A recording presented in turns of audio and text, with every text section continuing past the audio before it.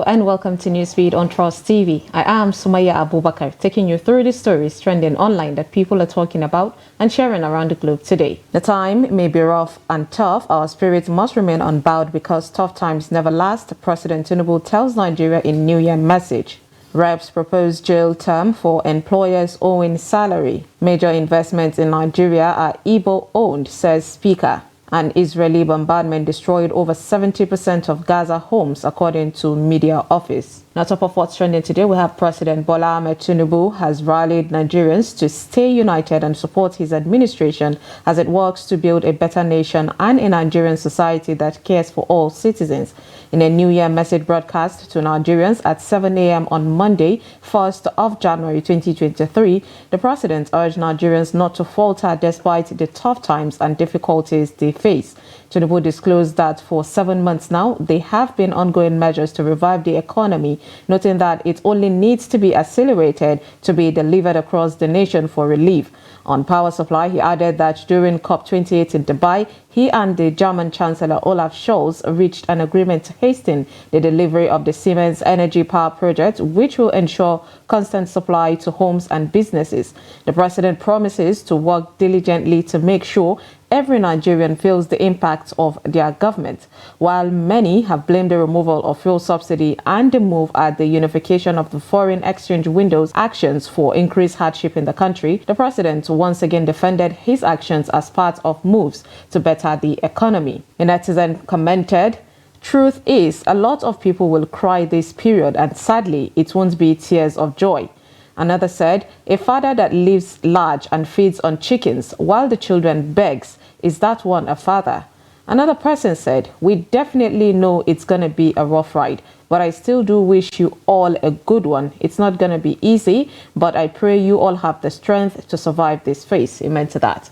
Next on what's trending, we have the House of Representatives is proposing a bill to criminalize the non-payment of failure to pay salaries by employers of labor and corporate bodies across the country. When passed into law, employees can demand payment from their employer by submitting a written claim. The bill, sponsored by Wale Hamid, a member representing the Agege Federal Constituency, Lagos State, titled the Employees Remuneration Protection Bill 2023, has passed its first reading. Section 7, Sub 1 of the bill provides that it is unlawful for any employer to refuse or neglect to pay the remuneration of his employees as provided under this act. Section 8, Sub 1 of the bill states that if an employee's compensation remains unpaid beyond the specified period permitted by this legislation, the employee may submit a written demand to their employer for the payment of their entitlements if they wish to assert their claim. Therefore, if an employee fails to remit payment within 5 business days following service of a demand under Section 9 of this bill, the employee may petition the court for redress by filing a motion on notice. According to the bill, employers found guilty of failing to pay the salaries of their workers risk 3 to 6 months of imprisonment without the possibility of a fine. Similarly, a corporate entity that fails to adhere to a court order regarding the remuneration of its employees risks a fine of 10,000 naira daily or be sealed off for a period not exceeding 3 months, provided that the default extends beyond 2 months. With this proposed legislation, employers are obligated to provide written terms of employment to resuming employees within 14 days of the employee's return to work for terms of employment exceeding 1 month. A netizen said, "The law should start with federal government owing civil servants. Very important." The guy asks, "Can I tag my boss to this, please?" And a lady wrote, "Nigeria has got all the laws in this planet, but zero implementation." Next on what's trending, we have the Speaker of the House of Representatives, Abbas Tajuddin, has said that a sizable chunk of a major investment in many parts of Nigeria are Igbo-owned. Speaking at an event in Bende, Abia State on Friday, December 29, 2023, the lawmaker said between 1956 and 1965, the then Eastern region was regarded as the fastest growing economy in Africa and Asia. Indeed, the Southeast has remained an economic powerhouse in Nigeria and sub-Saharan Africa, leading in trade and commerce. From Aba to Adamawa and Enugu to Europe, Igbo are known to be entrepreneurial, resourceful, savvy, tenacious, and peace-loving. That is the character of the Igbo. That is who you are. Three of your cities, Aba, Onitsha, and Nnewi, are among the most industrialized in Nigeria. He continued, a sizable chunk of the major investments in many parts of Nigeria are Igbo-owned. Your contributions to the Nigerian economy, either through imports, business investments, or diaspora remittances, among others, are indisputable. The contribution of the Igbo are apparent not only with regard to the economy, but also in all fields of human endeavor, including literature, academia, the creative industry, and many more, he ended. A netizen wrote, every city is looking empty now because Igbo people traveled for Christmas. In other words, he is right. They invest everywhere. A lady opined, that is why they can't build their state, right? It's a big shame to them. Another lady said, one thing I know is even if you take everything away from the Igbo and ask them to start all over again, they will still survive. Next on What's Trending, we have NDLEA arrest Qatar-based businessman and one others with illicit drugs. The National Drug Law Enforcement Agency, NDLEA, have intercepted a Qatar-based businessman, Agu Evidence Amobi, and one other, Uchebu Onyebuchi Obi, with consignment of psychoactive substances at the Murtala Muhammad International Airport, Ikeja, Lagos. NDLEA said Amobi was arrested on Saturday, December 30th at the department point of Terminal 2 of the MMIA on his way to Doha, Qatar, on a Qatar Airways flight, while Obi was taken into custody same day following the seizure of a consignment of 72,000 pills of tramadol, 225 milligram, which he attempted shipping to Kano on a local flight. NDLEA spokesperson Femi Babafemi, in a statement on Sunday, December 31st, 2023, said Amobi was caught with 1.30 kg cannabis sativa concealed in a bag of foodstuff, claiming that he bought the substance in Enugu to deliver in Doha to enable him raise enough funds to pay his rent in Doha and Nigeria and school fees for his 3 children.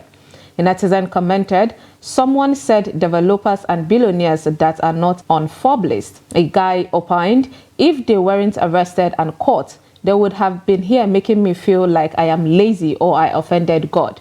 And someone added, at least they will only go to jail here in Nigeria. Assuming this happened in Qatar, it would have been the end for them. Now let's take a short break, and when we come back, you will see why a man is calling out Oyo Hospital. Stay with us.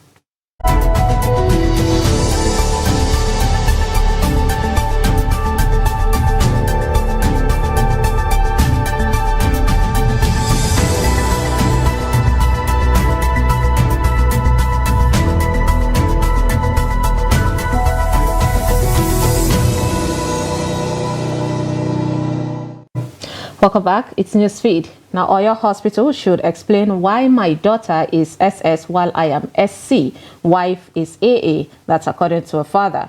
A 34-year-old man of 3, Adedeji Moses, who cried out on social media over the alleged swab of his biological child at birth at the Ladoke Akintola University Teaching Hospital, Ogbomoso, Oyo State, following the results of tests that showed that the child given to his wife after delivery had the SS genotype, tells Fatih Hamid how the issue has affected his family.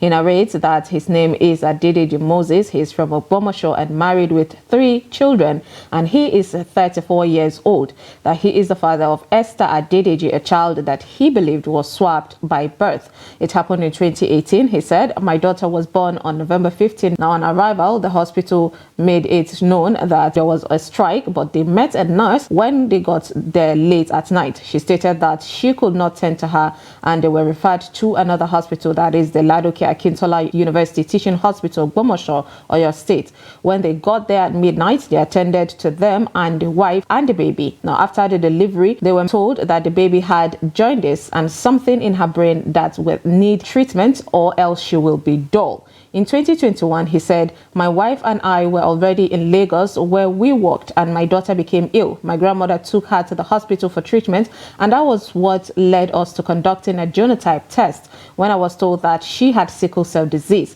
I said it was not possible because my genotype is SC, while my wife's is AA. I went back to Lautech Teaching Hospital and complained, and after a lot of back and forth and not believing my words, I was told to go and bring my child and wife, adding that they could only fully confirmed my claims by having the test done. They gave us a day to come, and my wife and child were present. They took samples from us, and when the result came out, it was the same. That's why I raised the alarm in public, appealing to Nigerians to come to my aid. A netizen said, "That is not your baby, nor your wife's baby." A lady wrote, "Definitely the baby got exchanged. So sad." Another lady opined, "I am even happy for the woman that the child is SS. If the child was AS or AA, she might have been accused of infidelity." Next on What's Trending, we have Kate Henshaw, who said that she is not a fan of Davido. Kate Henshaw, the veteran Nollywood actress, has explained that she is not a fan of the singer David Adeleke, aka Davido, because he disrespected her. Kate Henshaw made this known in an interview with the media personality Chude Gideonwo. Take a look at what she had to say. Hey, well, I'm not a fan. Okay. I'm not a not fan. I like his music, but personally, I don't know him. I've met him. He didn't greet me. I'm sorry. Yes, no, I'm not sorry. I'm old enough. Yes. He didn't greet. And for me, I believe you should be respectful. What you have, you don't have, it's okay. I love his music, but for me, personality matters, and it draws people closer to you. Yes, he's done a lot of good. I saw that time when I think people were giving him a birthday gift, and he now donated it. That is so huge. He is unapologetically Nigerian, and he has flown the flag without fear or favor, outside of the shores. I remember his music was in Coming to America too. Yes. And I'm like, yay! So I cheer him on. So his work, you cheer him on. Oh yeah, he's always going at it. And he's proving that despite the wealth, this is me, this is my handwork. I have done this. So forget this money you're attaching to me. This is my wealth. This is what I am bringing to the table. And of course, a pity about the tragedy. Don't wish it for anyone. But again, there is joy. Yes. There's always light at the end of the tunnel if we hold on. Always. But Davido, greet your elders. What's wrong with you? Greet your elders. A lady wrote, "Yes, he needs to greet despite his wealth. Auntie Kate isn't his mate. Fact is fact, and that is on period." A guy said, "We like seniority. You should have greeted him. There is no harm in greeting first." Another guy said, "This is the best way to constructively criticize someone, if you can even call it that." Commended all his works and still expressed her displeasure without being disrespectful or vulgar. Next on What's Trending, we have Israel's relentless and indiscriminate bombardment of Gaza for nearly 3 months has destroyed about 70% of the homes in the besieged Palestinian enclave, according to the government's media office.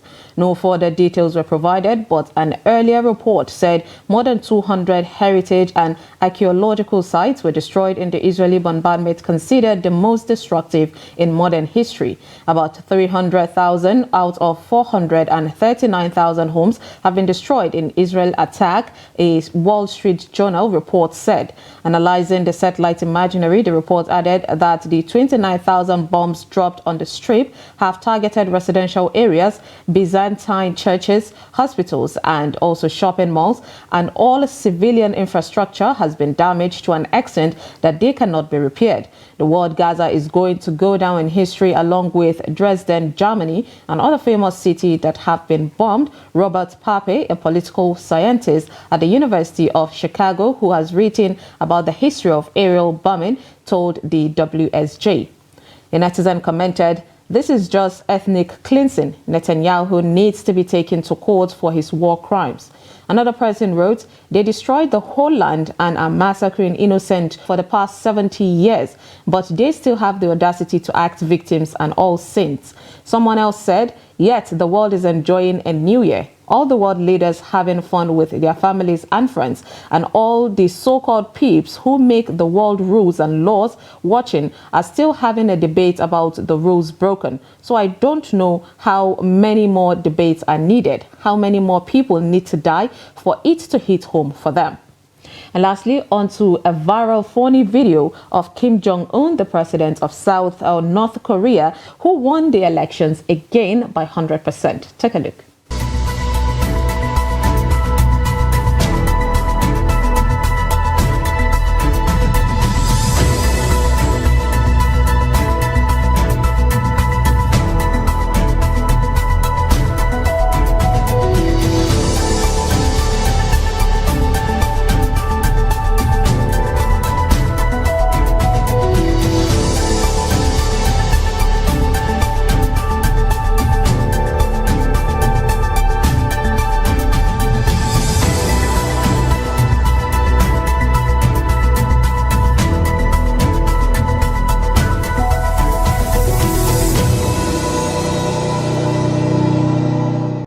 That squinting of eyes was quite funny. I hope he didn't, cite anyone sluggishly, raising their hands. And that is all on Newsfeed today on Trust TV. Follow us and subscribe to all our social media platforms, Facebook, YouTube, Instagram, and X. Bye.